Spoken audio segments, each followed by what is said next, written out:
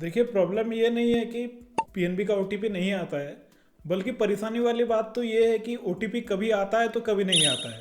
कभी कभी आता है, कभी कभी नहीं आता है। इसी से ज़्यादा मुश्किल हो जाती है और हमारा ट्रांजैक्शन पूरा नहीं हो पाता है। कभी कभी हम कोई ज़रूरी काम कर रहे हैं, जैसे कि ऑनलाइन डेबिट कार्ड से कोई पेमेंट करना चाहते हैं या फिर पीएनबी वन से किसी को पैसा ट्रांसफ़र करना चाहते हैं। उसी समय पर, सही समय पर ही ओटीपी नहीं आता है और हमारा काम बीच में ही रुक जाता है, बीच में ही फंस जाता है। इस तरह से कई बार परेशानियों का सामना हमें करना पड़ता है। साथ ही साथ एक और प्रॉब्लम भी है कि पीएनबी अकाउंट में पैसा कहीं से जमा हुआ या फिर पैसा कटा हुआ है, तो उसका मैसेज भी, उसका एसएमएस भी कभी कभी आता है, कभी कभी नहीं आता है। तो इस समस्या पर हम पहले भी वीडियो बना चुके हैं। हमने कई बार प्रयास किया है कि इस समस्या का कोई समाधान निकाला जाए, लेकिन बात यह है कि जब तक बैंक की तरफ से कोई ठोस कदम नहीं लिया जाएगा तब तक हम क्या कर सकते हैं। तो यहाँ पर अच्छी बात यह है कि बैंक की तरफ से, पंजाब नेशनल बैंक की तरफ से एक बहुत ही अच्छा अपडेट आया है, एक बहुत ही अच्छा रिसेंट अपडेट जारी किया गया है। अब ये होगा कि आपको ओटीपी का प्रॉब्लम नहीं होगा और इसका एक 100% परमानेंट सोल्यूशन बैंक की तरफ से दिया गया है। तो ये सोल्यूशन क्या है, इसको हम समझेंगे, लाइव डेमो के माध्यम से इसको हम देखेंगे। पीएनबी वन ऐप से कैसे आप इस प्रॉब्लम को सॉल्व कर सकते हैं, इसका हम लाइव डेमो देखेंगे। लेकिन अगर आपके पास पीएनबी वन ऐप नहीं भी है तो भी आपको परेशानी की बात नहीं है, क्योंकि यहाँ पर प्रोसेस को समझना जरूरी है। इस बात को समझना जरूरी है कि ये इस प्रॉब्लम का जड़ कहाँ पर है, इसको कैसे सॉल्व किया जाए। एक बार आप इस प्रोसेस को समझ जाएंगे, फिर आपको ओटीपी से या फिर एसएमएस से रिलेटेड कोई भी परेशानी नहीं रहेगी। छोटा सा ही वीडियो है, इस वीडियो को पूरा एंड तक जरूर देखें। देखिए, सबसे पहले तो पीएनबी वन ऐप में लॉगिन कर लेते हैं।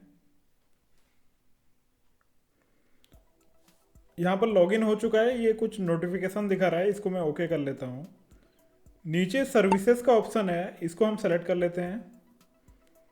इसमें अदर का जो ऑप्शन है, इसको मैं सेलेक्ट कर लेता हूँ। देखिए, email updation and manage alerts, इसको हम सेलेक्ट करेंगे। तो देखिए, कस्टमर आईडी दिखा रहा है, कस्टमर आईडी दिखा रहा है। और यहाँ पर आपको करना ये है कि अपना ईमेल आईडी आप एंटर कर दीजिए। ईमेल आईडी एंटर करने से होगा ये कि जो भी ओटीपी है और ट्रांजैक्शन का एसएमएस है, वो सारे एसएमएस आपको ईमेल पर भी मिलेंगे। यानी कि ओटीपी आपको ईमेल पर मिल जाएगा और जो भी आपका अकाउंट का लेन देन होगा, अकाउंट में पैसा जमा होगा या अकाउंट से पैसा कटेगा, वो सारा कुछ ट्रांजैक्शन स्लिप आपको अपने ईमेल आईडी पर भी मिल जाएगा। तो ईमेल आईडी को मैं जल्दी से एंटर कर देता हूँ। ईमेल आईडी मैंने एंटर कर दिया है। अब नीचे ऑप्शन दिए हुए हैं, register for alerts on email, इसको येस करना है। Register for OTP on email, इसको येस करना है। अलर्ट्स ऑन ईमेल यानी कि जो भी ट्रांजैक्शन का डिटेल होगा वो ईमेल पर आ जाएगा और जो ओटीपी है वो भी ईमेल पर आ जाएगा। अब इसको कंटिन्यू कर लेते हैं। तो यहाँ पर कंफर्मेशन के लिए दिखा रहा है, ये यहाँ पर सब कुछ ठीक है, इसको मैं सबमिट कर लेता हूँ। टी पिन यानी कि ट्रांजैक्शन पिन अभी यहाँ पर एंटर करना है, तो चलिए मैं जल्दी से इसको एंटर कर देता हूँ। अभी रजिस्टर्ड मोबाइल नंबर पर एक ओटीपी आएगा, ओटीपी यहाँ पर एंटर करना होगा।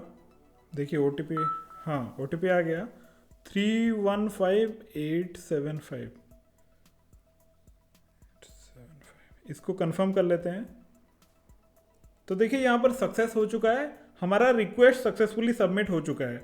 अब होगा ये कि ईमेल आईडी जो हमने दिया हुआ है, उस ईमेल पर एक पंजाब नेशनल बैंक की तरफ से एक मेल आएगा, उसमें एक लिंक होगा, उसको हमें वेरीफाई करना पड़ेगा। तो जैसे ही मुझे वो ईमेल मिल जाएगा तो आगे क्या करना है उसको हम वीडियो में देखेंगे। आप वीडियो में बने रहिए। करीब आधे घंटे के बाद ये ईमेल रिसीव हुआ है पंजाब नेशनल बैंक की तरफ से। तो इसमें एक लिंक दिया हुआ है, चलिए इस लिंक पर क्लिक करते हैं। तो अभी पंजाब नेशनल बैंक का ऑफिशियल पेज ओपन हुआ है और इसमें ओटीपी मांग रहा है। ये ओटीपी अभी रजिस्टर्ड मोबाइल नंबर पर ही आएगा, तो देखते हैं कि ओटीपी कब तक आता है। 1439 ओटीपी है, तो चलिए इसको मैं एंटर कर देता हूँ।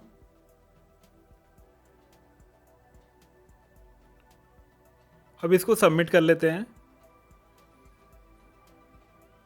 तो देखिए यहाँ पर your email has been verified successfully. तो यहाँ पर हमने अपना ईमेल आईडी एक्टिवेट कर दिया है। अभी ये अलर्ट्स के लिए और ओटीपी के लिए ईमेल आईडी हमारा एक्टिवेट हो चुका है। अगर आपके पास पीएनबी वन ऐप नहीं है तो आप सिंपली बैंक ब्रांच में जाकर वहाँ पर भी अपना ईमेल आईडी को एक्टिवेट करा सकते हैं। आपको ये ध्यान रखना है कि आपको अपने अकाउंट में ईमेल आईडी को केवल लिंक नहीं करना है, बल्कि आपको अलर्ट्स के लिए ईमेल आईडी को एक्टिवेट करना होगा। इसको आप बैंक ब्रांच में जाकर वहाँ से भी करा सकते हैं।